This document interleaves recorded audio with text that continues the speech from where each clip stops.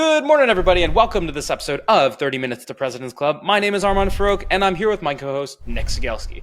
If you've ever listened to 30 MPC before, you may have been fortunate enough to hear one of the Hall of Fame episodes from one of the greatest guests we've had, Charles Muhlbauer. If you don't know his stuff, if you've ever struggled with asking discovery questions or asking for power in a way that doesn't feel cringy, he is the master of asking questions in a way that doesn't piss off your prospects. And this was a clinic. Nick, why should people listen? Charles gave a clinic on how to ask questions in a non-self-serving, non-cringy way to get the information your sales manager is going to ask you for without your client or your prospect being like, okay, here's another sales guy asking me questions. He also talks about how you can tell if you should preemptively discount a deal and ways to quantify impact or pain without directly asking typical impact questions. If you want better answers, ask better questions, and in the next 30 minutes, you will learn to ask better questions. 3, 2, 1, let's roll.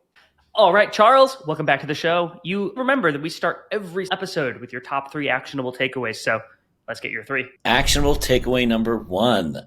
Ask your prospects that have previously decided not to work with you, aka a closed, lost op, why they dumped you. That is the first question you want to ask them because it starts a very meaty conversation where the discovery can become more natural and significantly enhance the probability of a conversion. Great. What's number 2? Number 2, AEs don't use ChatGPT enough. Use ChatGPT to create better questions. For example, if you want to go on ChatGPT and say something like, I find that asking prospects who is the decision maker is a very self-serving ask. How can I ask this question in a less self-serving manner that's in the prospect's best interest using a variety of sales methodologies? Give me 5 versions and you'll see the type of language that spits out will help you create much better questions. Round us out, Charles. What's number 3? Ask your prospects if you can make a recommendation, especially if they're not sure what the next steps should be. Let your prospect know, Nick, based on my experience, would it be okay if I suggest potential next steps that we've seen work for other prospects? And you'll see that's a very inviting way of asking prospects to suggest next steps. They're open to listening, they lean in, and the probability of conversion is a lot higher. Charles, you are the master of asking questions that sellers need to know the answers to that prospects do not want to answer. Who's going to approve this thing? Do you have budget? How is that actually going to impact your business? What's procurement going to try to take out of the piece of the pie? We have 6, 7, or 8 different situations that we're going to run by you that are typically uncomfortable, cringy questions that sellers will ask. And you're going to teach us how to ask them in a non-self-serving or non-inflammatory way. I want to start earlier in the sales cycle, and then we'll move to the later parts. At the beginning, early in the sales cycle, we want to do discovery. People will say, can you just show me your product? Or can you just tell me how much this thing costs? When that's happening early on in a discovery call, how do I get a prospect to work with the process? I think one of the most underrated parts of selling that AEs need to realize is that the entire call or cycle is about managing expectations. Prospects don't want to waste their time.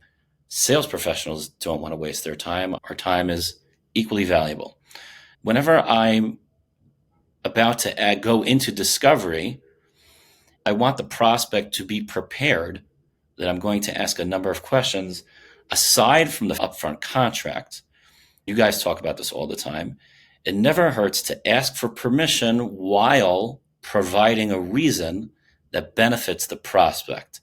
That might sound like, hey, Armand, would it be okay if I maybe asked you 2 or 3 very direct questions?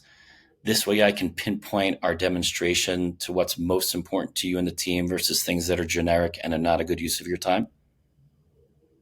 That's an example of asking for permission while providing a reason to the prospect that they would care about, that they won't push back on. I find that prospects don't push back on things that make logical sense because they don't want to waste their time. Usually the reasons are based on wasting time, and people cannot push back. There are always outliers on wasting time. And so that is something that also solves for a nugget, which is prospects crave reasons for things. They love them. When you give them a logical reason, they like it, they value it, and they're more likely to say yes. There's something about this doesn't just happen in sales. When I'm managing people, I find that just by asking permission to give a rep feedback, they'll brace for it and be ready to receive it, as opposed to getting surprise feedback. That naturally makes them less defensive. Other than asking for permission to ask discovery questions, where are some other common places, Charles, that you find it's important to ask for permission before asking really direct questions? So aside from asking for permission to ask direct discovery questions, I'll also ask for permission around next steps, which is what I referenced earlier. That might sound like, so Nick, would it be okay if I make a recommendation on what I've seen the best next steps usually are for other prospective clients? It's another way to ask for permission. You can just ask simply, hey, Nick, can I make a recommendation? Would it be okay if I made a recommendation around next steps? These are things also that prospects are not used to. It's very refreshing. When I'm training account executives and we are role playing, and they all of a sudden say, hey, Charles, can I make a recommendation around typical next steps? It feels amazing on the other end. Like, account executives typically don't know how it feels to be the prospect. And so a lot of times I'll suggest just people role playing that the prospect first in that role play gives feedback on how they felt. That's what I'll first ask for feedback. Hey, Bob, you were the prospect in that role play. How did Andy's question feel to you? Because that matters most, because accountants don't know how it feels for other prospects. And so once they have a better sense for how that feels, you can use it anywhere in cycles. So that's another example of where I might ask for permission to do something. So there's a couple other places that actually came to mind for me, Armand, when you asked that question. One, when you're cold calling, I use a permission-based opener. When you give control to the other party, you're actually more likely to get their agreement. Other times would be when you're giving some sort of presentation or you're about to share like an extended amount of information, like going through an ROI calculator or technical elements of what you're doing where you might need to talk for an extended period of time. Asking permission to, hey, I'm about to get into something that's fairly technically dense, getting permission can be helpful. Another time would be if you're disagreeing with your prospect. If you directly disagree with what they said, it can be a bit confrontational versus if you say, hey, I appreciate you sharing that. Would you be open to me sharing another perspective on things? That opens the door for you to disagree with them. I want to go back to something you said earlier, Charles, which is that feeling. And I know one of the areas that causes a lot of people to feel very uncomfortable is when a prospect asks them about pricing very early in the deal cycle. And I think most salespeople have heard some variant of the advice that you should never share price until you've first established value. But it can feel weird 20 minutes after talking with someone, they ask you for a general ballpark of price to withhold absolutely everything. What's your recommendation for how people respond when a prospect is pushing them for pricing information before the salesperson feels like they've properly established value? I think you should change your mindset approach. Instead of don't share the price until you've established value, it's more like price is dependent on value. Therefore, Mr. or Mrs. Prospect, price depends on a variety of different criteria, which I'm sure you can appreciate. It's not that we hold price until we establish value. It's we explain price is dependent on a variety of criteria. So they're not two different things. If I was talking to a prospect and the prospect said, just tell me the price, I'd say, sure. As you can imagine, the price is based on a variety of criteria. We have clients that pay us $10,000. We have clients that pay us $100,000. We have clients that pay us $1 million. I don't expect you to be in that very large range at this point in this conversation, but it is dependent on a variety of criteria. I had a number of questions for you just so that we can at least get the right footing around what range you could be in before we decide to move forward. Would you be okay with that? So it's honest. That's what it is. It's just being honest about what the price is based on criteria, and that you can't answer that question without explaining what the criteria is. The more aggressive way, Charles, that I see a lot of sellers do the traditional enterprise thing where it's like, well, I don't even know if there's a fit yet. And so it doesn't make sense for us to discuss price if there's not even a need, right? That's like antagonistic. Exactly. That's the wrong approach versus that's a reasonable question approach. And I'm going to answer it because it deserves an answer. What should you do if a prospect asks you a question that you think is irrelevant? I would first acknowledge the question, say, I appreciate the question. And then I ask for permission to reframe the conversation. So that might sound something like, yeah, Nick, I appreciate the question. Can I give you some context around how our current clients think about our offering? Because it's a little different than how you're approaching it. Would that be okay? So now I get to reframe the conversation, because typically if prospects are asking me a question that's irrelevant, it usually means they're misunderstanding what's happening, or they're misunderstanding the offering. There's a disconnect. And when I see there's a disconnect and they're asking a question because of a disconnect, it's my responsibility to reframe and reposition the conversation. And I'm going to do that with asking for permission, as well as sharing in a nice way that our clients don't think about this offering this way. So Charles, let's go back into the call. And where you dropped us off is asking for permission to set next steps or recommend next steps. Mm-hmm. Let's pretend that the next step in your sales cycle is a meeting with power.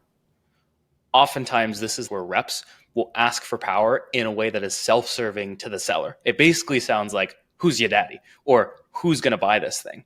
What's the right way to ask for power in a non-inflammatory way? The way I would do that, and I'm just going to spit out how I would do it, and then we'll talk about what I'm actually doing. Whenever I'm asking a question, I'm incorporating a number of different ingredients in a structured way, and then we'll break it down. So I might say, hey, Armand, with regard to next steps, assuming you've told me how you make decisions. Okay, let's assume you've told me in detail how decisions are made, and you've told me in detail who's in charge of ultimately signing an agreement, because that's a reasonable question for me to know who would ultimately be in charge of signing an agreement, right? That's a reasonable question. I'm not asking who's the decision maker. That's more of an administrative question, like who. Let's assume, Armand, we would agree to move forward. Who ultimately would be signing off on that? Just that we're managing expectations of both sides, right? So that's a reasonable question. But assuming you've given me a good process on how the decision process works, but I don't have access to the DM, I'm going to say, again, using the same structure I use for the procurement piece, I'm going to use a similar structure for the DM. And I might say, so Nick, just to give you some context, if we might work together, it sounds like the price range would be anywhere between $100,000 and $150,000. In my experience, I've found that those who were ultimately in charge of making this decision, it sounds like it's Sarah on your end, if I heard that correctly, I found that when I've given them an opportunity to just roast me and ask me any direct question that they want to ask me without me doing any pitching or anything like that, I find that they feel it's really valuable. This way they can dot their I's, cross their T's, and avoid any misunderstandings or misconceptions about what this is versus what it's not. Do you think Sarah would like the opportunity to do that as well, or do you think that's a terrible idea? So that's an example of how I would do it. First of all, it's very disarming. I didn't ask who's the decision maker. It's not about me. That entire talk track was about them. Do you think that would be helpful for the following reason that is in your best interest? I've also added context on what I've found to be helpful because I've been doing this for some time and I know what works. And then I asked the question toward the end, basically asking, do you think that would be a terrible idea? You don't even have to ask if it's a very thoughtful question. You just say, do you think that's a good idea? And if somebody says no, that's okay, right? Depending on how the cycle continues to go, you can see if you can make another attempt later on to bring in Sarah. But those are the ingredients that I'm using in order to ask the question, as opposed to just, hey, I learned from 30 MPC, I should ask for the decision maker. So now I'm going to ask, hey, Bob, who's the decision maker? Can I talk to them? We want to be able to do this with thoughtfulness and finesse in a way that benefits the prospect, that also benefits us. I want to go to one of the other challenging situations in a deal, which is driving timeline with a prospect. I'm working with a sales team right now. They sell health benefits. And one of the things they'll run into is someone will be talking with them in August. It's mid-August, and they're like, hey, we think we want to do this, but we would want to roll this out at the end of the year. And they want to get the deal in now. They want them to sign now. What would you recommend an AE at that company say when they hear from a prospect, hey, I want to do this, but further out than what the AE would like? A couple things I want to know is how long things will take them, assuming we decide to move forward. So I want to bring the future to the present and say, yeah, sure. So Nick, assuming that we do decide to move forward, can you walk me through how long it would take procurement to decide that they want to move? Like, does that take a week or does that take 2 months?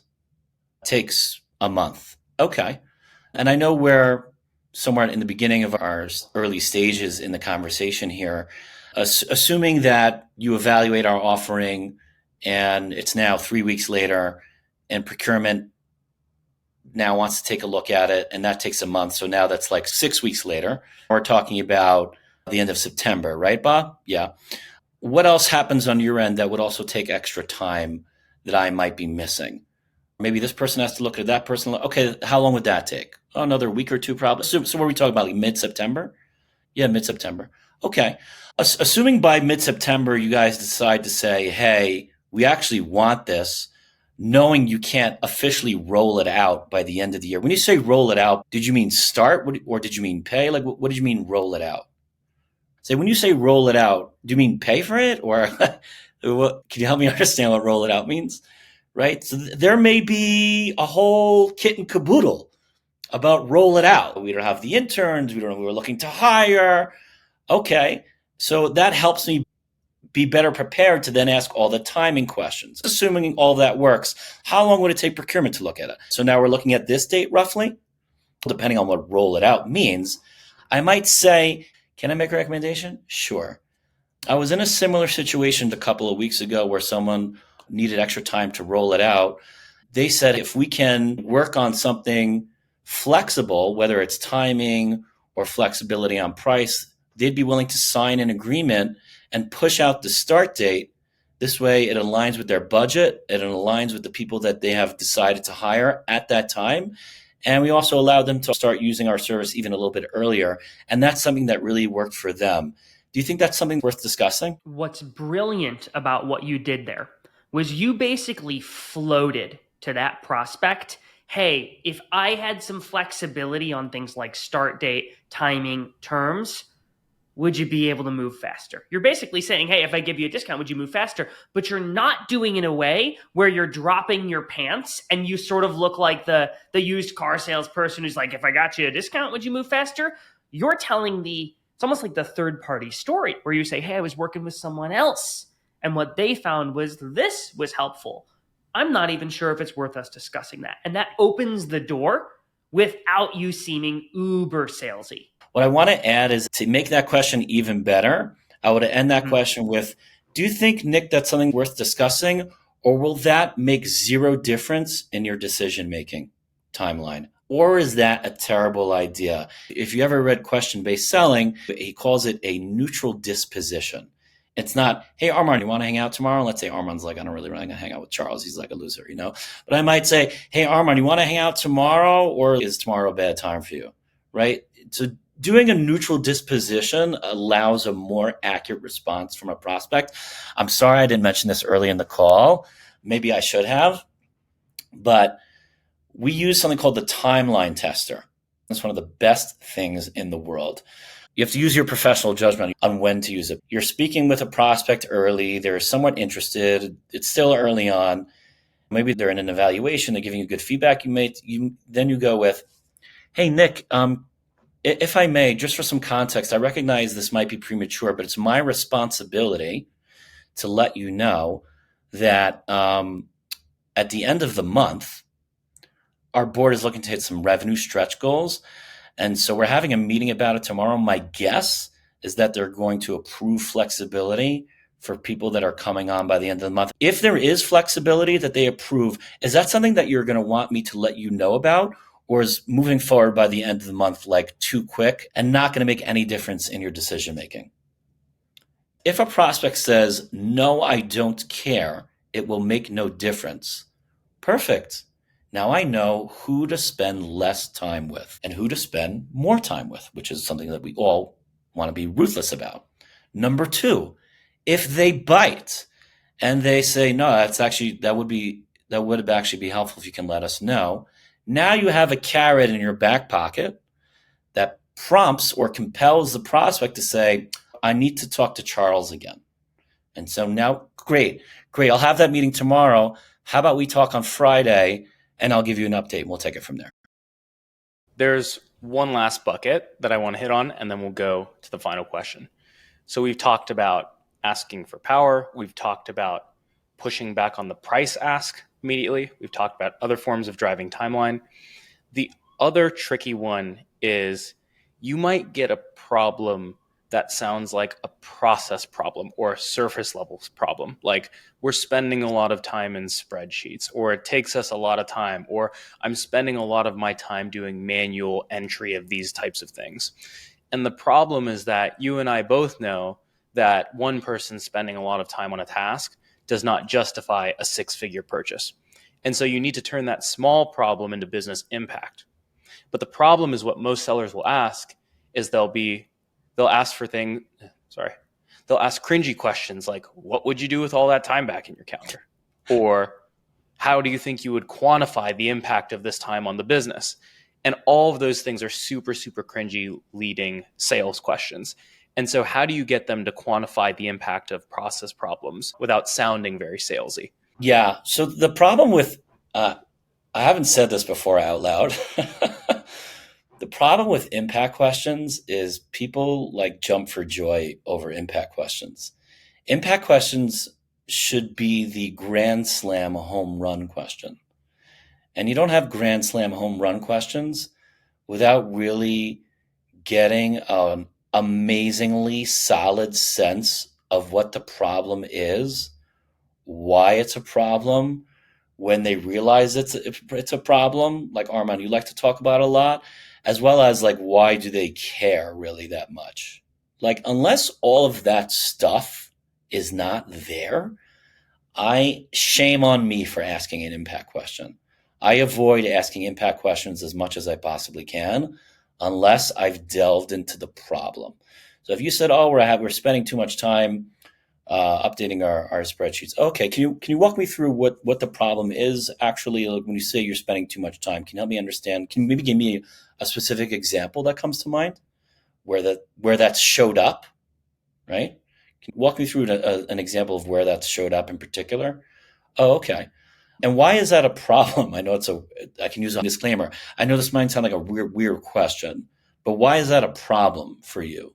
Because I've talked to a lot of prospective clients where that's a problem, but they don't really care to solve for it. I'm just curious how you're thinking about it, right? When you ask these baby step questions, they'll accidentally give you the impact without me having to ask it. I'd rather get answers to questions where I don't have to ask the question. And so baby incremental step questions, incremental step type questions help get you there. Simply asking, hey, I don't know how to ask this, but why is that a problem? And they say it's a problem because they'll go into, especially if the rapport is there, they'll tell you the impact. And then when they tell you the impact, you'll be like, oh, I see. So you're saying that this is impacting that? Yes. Oh, okay. Out of curiosity, I appreciate you sharing this with me. I was speaking to I speak to a number of my clients on a daily basis. They've told me that sometimes when they waste time on X, Y, and Z, it's impacted these other areas as well. Is that something that you've experienced, or am I way off there, right? Just you want to test that, gauge it. And then to your point, Armand, maybe it's just them. So I'm going to ask them, how widely known is this problem internally? Or, Armand, to what extent, or Armand, I guess in your opinion, I appreciate you sharing all these issues with me. To what extent have you and the team discussed this internally as a problem that needs to be solved for, or would you say it's only been you thus far?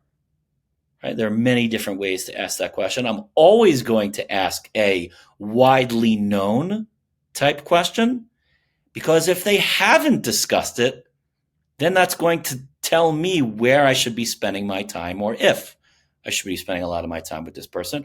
Or I might quite frankly say, hey, Armand, at the risk of, I always prefer to be more accurate than optimistic. The last thing I'd want to do is talk about solving a problem that only you care about. And then you go back to your team and they say, you know what, Bob, we actually do not care at all. And that's something that I've seen before. Do you think it might make sense to talk about it internally and determine whether or not you want to talk more? It's another asking for permission, providing context, right? They're all mixed into one question while expressing your concern, using I'd rather be more accurate than optimistic, all that stuff. And that helps more artistic or more artful question. Charles, I feel a little awkward saying this, but we are running out of time. And we got to move to our final question. And the final question for you is this. We've talked about a lot of really great things salespeople should be doing. Now I got to ask you about a shouldn't. And so my last question is, what is one bad habit that you see a lot of salespeople exhibiting that you think they need to break because it hurts them more than it helps? Stop asking other people for help with something before you've told them what you've tried to do on your own to solve for it yourself. Be more resourceful.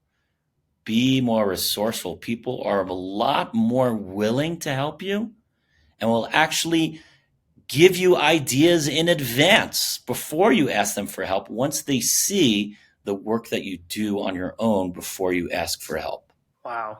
Charles, amazing episode. You continue to bring the fire. Thank you for joining us. Everybody stick around for a 60-second recap coming up soon.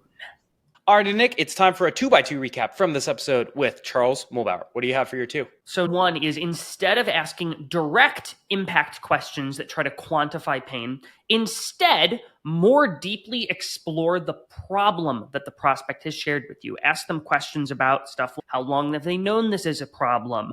How else have they tried to solve it? Can you tell me a story about the first time Can you tell me about the first time that this actually came up for you? And when you ask some of these questions that more deeply explore the problem, you will inadvertently get them to share impact and quantifiable impact. And it is far less cringy and salesy. Number 2 is, you want to determine if the person you're talking to is the only person that has experienced or cares about this problem. Because if it's just them and nobody else, you probably don't have a deal. And one of the ways that you can ask that is you can say, hey, I'm curious, how widely known is this problem internally, or is this something that just you have experienced? Or you might say something like, hey, to what extent have you discussed this problem internally, or is this just something that you've been focused on right now? And this helps you determine, hey, is this just one person dealing with it, or is this a broader organizational problem that actually warrants a deal? Number 3, on the note of amplifying the problem, a lot of times sellers will ask cringy impact questions, but instead you can lead into those by asking baby step questions. So if someone says spending a lot of time managing things in spreadsheets, you might say, I'm curious, just I know this might be like an awkward question, but I guess why is that a problem? Or I've worked with other folks, they've oftentimes said like, yeah, that problem exists, but they didn't really want to solve it. And I'm curious different about that for you. And that's when they'll actually lean in and they'll share the impact proactively. And then lastly, number 4 is, when you're asking for power, we all know that you want to get in front of power, but you need to frame it in terms of their best interests. The way you might say it is, oftentimes when I've worked with other companies like you all, such as A, B, and C, whenever there's been someone like a chief people officer, a chief revenue officer, they've usually wanted to get their hands in this and really cross their T's and dot their I's to make sure they know exactly what they're getting. Do you think that's something that your chief revenue officer might want to consider? When you frame it in terms of why that person at power might want to see your thing as opposed, so when you frame it in terms of, why that person at power might want to see your product as opposed to why you want to get in front of power, they're much more to accept. Alrighty, Nick, how can people help us out here? So if you want to learn how to ask questions just like Charles Muhlbauer does, you don't need to listen to this episode 12 times again, but you are welcome to do that. Instead, however, we put together a newsletter edition recently, literally called How to Ask Discovery Questions Like Charles Muhlbauer. And there's a link in the show notes to go get it. It's entirely free. You will learn the frameworks and the processes and how he structures his questions so that you can become just like Charles, if that's what you want to do. Anyways, thanks for listening. We'll see you next week on the show.